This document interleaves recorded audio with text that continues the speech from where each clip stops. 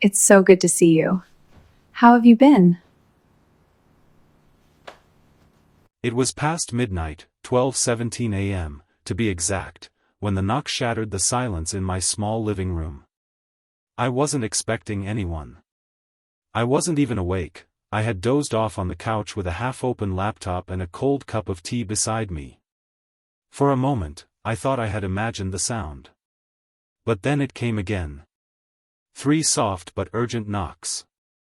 My heart jumped. I lived alone.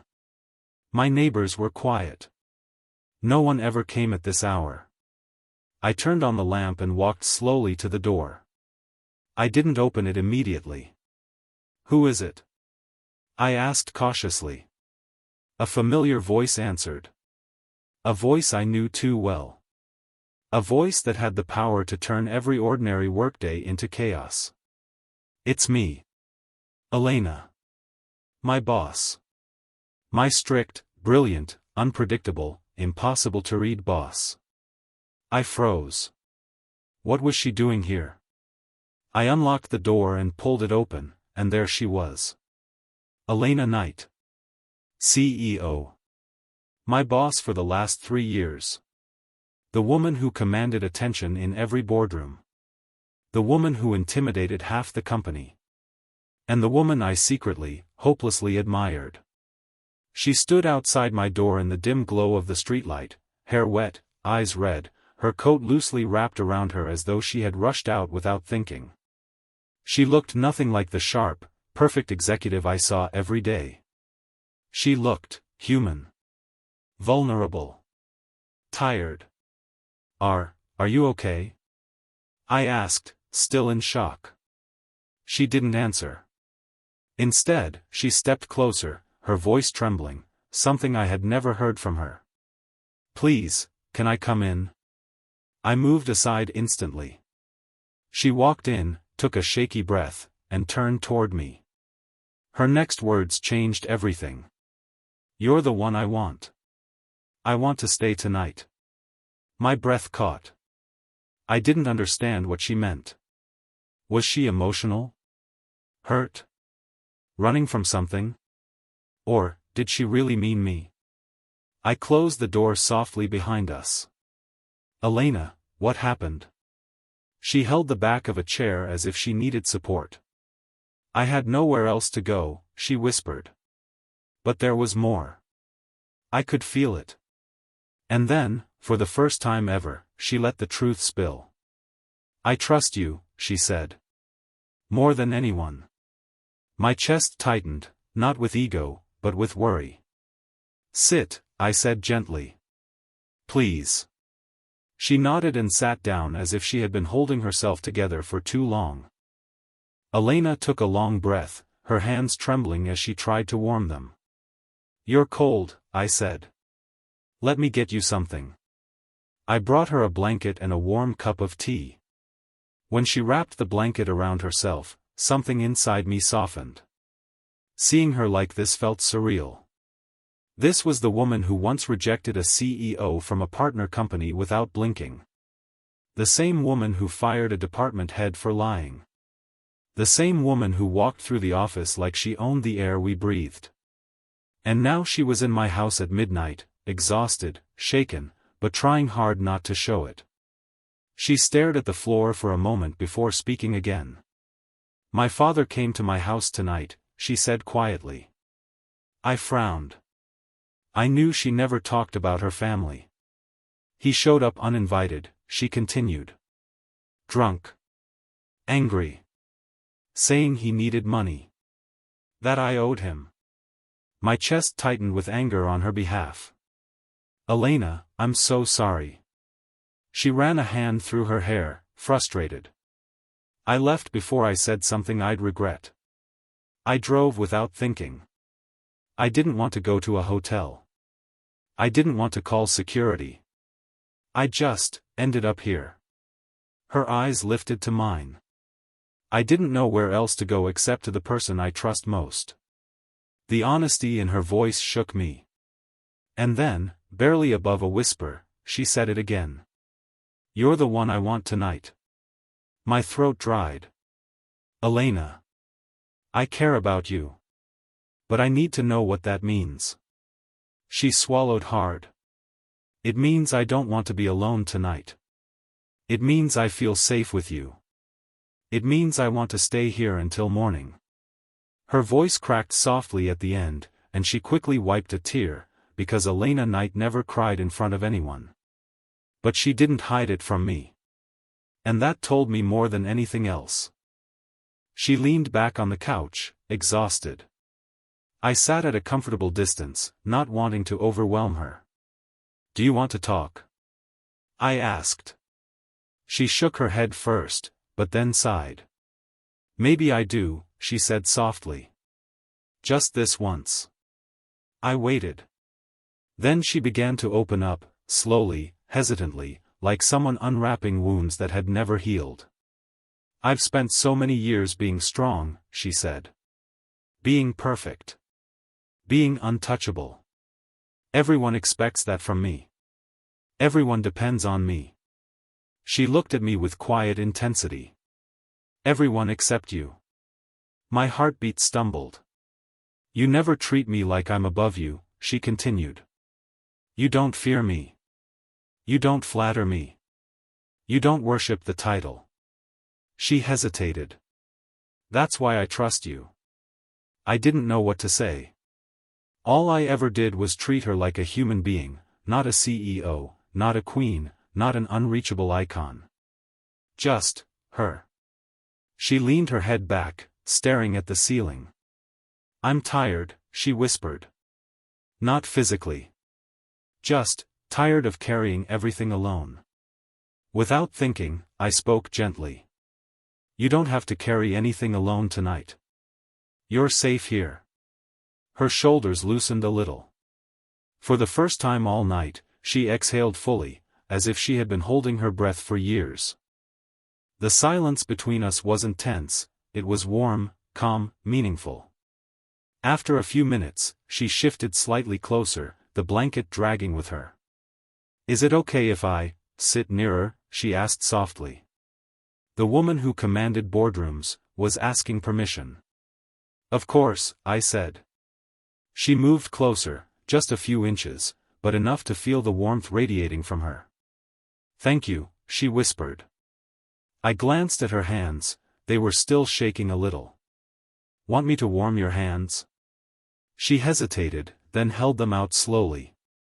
I took them gently, rubbing them between my palms to generate heat. Her breath caught in her throat. Not romantically, emotionally. Like the simple act of someone caring was something she didn't experience often. Or at all. After a while, she whispered. You're good to me. You deserve it, I said. She shook her head slightly. No. Not always. Well, I replied, everyone deserves to feel safe sometimes. Even you. Her eyes softened. There it was, the look I'd seen hints of over the years, buried under her professional armor. Warmth. Gratitude. Maybe something more. Hours passed in soft conversation, more than I'd ever heard from her in 3 years. She told me about her childhood. About building her company from nothing. About losing friends because of the power she gained. About loneliness. Real loneliness. It's strange, she said quietly, but sitting here. I don't feel lonely at all. The words tightened something inside me. You don't have to go back to that house tonight, I told her. She nodded. I know. I'm staying here. Then you can take the bed, I said. She blinked. What about you? I'll take the couch. But she surprised me again. I don't want to be alone, she whispered. Not tonight. I inhaled slowly. Elena, you're safe here. We can sit up, talk, whatever you want. But I won't cross any lines. She smiled faintly, touched. I know. That's why I came here. She leaned her head gently on my shoulder. Not romantically. Not seductively. Just, humanly. seeking comfort she never allowed herself. "I'm going to rest for a bit," she murmured. "Just stay here with me." And so she fell asleep, her breathing steady, her presence warm, trust radiating from her like a fragile flame. I stayed awake, watching over her, protecting her. Because tonight wasn't about romance. It was about trust. Elena slept with her head on my shoulder, and I didn't dare move. Not because I was afraid she'd wake up, but because I felt the weight of that moment. This was Elena Knight. A woman who never leaned on anyone. A woman who never showed weakness. A woman who always kept her walls up, steel-tight, unbreakable. Yet here she was, resting against me like she had finally found a place where the world couldn't touch her. She breathed softly, almost like a child who had been strong for too long. Around 3 a.m., she stirred slightly, blinking awake. The moment she realized where she was. How close she was. She sat up slowly, her cheeks warming. "I fell asleep on you," she whispered. "It's okay. You were exhausted." She rubbed her forehead and exhaled. "I don't do that," she muttered. "I don't fall asleep on people. I don't lean on them. I don't." She looked at me then, her eyes softer than I'd ever seen them. "Trust them." I didn't interrupt. She looked around my small living room, as if grounding herself in reality. "You stayed awake?" she asked. I nodded. "Yeah. Someone had to keep an eye on you." Something flickered in her expression, something warm, deep, appreciative. "No one's ever said that to me," she whispered. "No one's ever stayed awake, for me." She pulled the blanket tighter around her shoulders. "Can we talk?" she asked. "Of course." She hesitated, searching for the right words.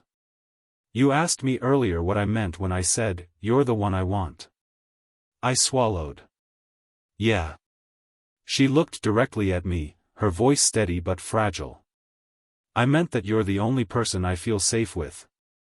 The only one who sees me as a woman, not a title. The only person whose presence doesn't drain me." She paused. "And the only man who could knock down my walls, if you ever tried." My pulse jumped. "Elena. You don't have to say anything," she said quickly. "I know this is complicated. I'm your boss. You work for me. This isn't appropriate. But it's real," I said quietly. She froze. "Is it?" she whispered. Her voice held a trembling hope she didn't dare reveal. "Yes," I said slowly. "Maybe more real than either of us expected." A slow breath escaped her lips, half relief, half fear. She looked down at her hands. "You make me feel things I don't allow myself to feel," she admitted. "You make me soften. And that terrifies me." She looked back up. "But tonight, I realized something." Her voice gentled. "I don't want to be strong all the time." I moved a little closer, not touching her, just offering presence. "You don't have to be," I said softly. Her eyes glimmered. The clock ticked softly as the night deepened. "I didn't come here by accident," she finally said. My breath caught. "What do you mean?" She hesitated, then exhaled the truth. "I was driving. I could have gone anywhere. A hotel. A friend's place. Even the office. But I didn't." She looked straight into my eyes. "I came to you. Because it wasn't safety I wanted. It was you." Her words hit harder than she realized. "Elena." She shook her head slightly. "I'm not asking for anything. I'm not trying to cross lines. But I needed you to know that, before I pretend it never slipped out." "Why pretend?" I asked quietly. She swallowed. "Because in the morning I'll be your boss again." And bosses don't show up at their employee's house at midnight, asking to stay. Her voice lowered, heavy. And they definitely don't fall asleep on their shoulder. I smiled slightly. Well, I won't tell anyone. She looked at me with gentle disbelief. You're impossible, she whispered. Only with you. Her lips parted slightly, not a smile, not surprise, something else. Something warm. Something she'd been holding back for a long time. You look tired, I said softly. You should sleep. She nodded, but something in her expression told me she didn't want to sleep alone. You can take the bed, I repeated. Her voice lowered. What about you? I'll stay out here. She hesitated again. Longer this time. Then she said something I didn't expect. Could you stay until I fall asleep? I didn't speak for a moment. Are you sure? I asked finally. Her answer was soft, vulnerable, honest. I've never felt this safe before. So yes, stay. We walked to the bedroom, not touching, but close enough that the air between us felt charged. She sat on the bed, her breath steadying as she settled under the covers. Will you stay right here? She asked, touching the empty space beside her, not the bed, just the chair. I sat. She looked relieved. Then she whispered. Talk to me. Just for a few minutes. About what? Anything. Your voice calms me. So I talked. About random things. Childhood stories. A stupid online video I saw last week. How I'd almost burned my kitchen trying to cook pasta. She actually laughed, softly, tiredly. And it was the most beautiful sound. Her eyes fluttered as she grew sleepier. Before sleep claimed her, she whispered something I wasn't prepared for. You're different from every man I've ever known. How? You don't want anything from me. You don't need my power. Or my money. Or my approval. Her voice grew softer. You just care. I do, I said quietly. She shifted slightly, her hand brushing mine on purpose, just the slightest touch. Her fingers lingered. Thank you, she whispered, for tonight. For being someone I can fall apart around, without being judged. I closed my hand around hers, gently, respectfully. She didn't pull away. In fact, she squeezed my hand back. Her voice faded as she drifted into sleep. Don't go, please. I'm right here, I whispered. I'm not going anywhere. She relaxed instantly, her breathing evening out. And I sat there holding her hand. Wondering if tonight was the beginning of something neither of us could ignore anymore.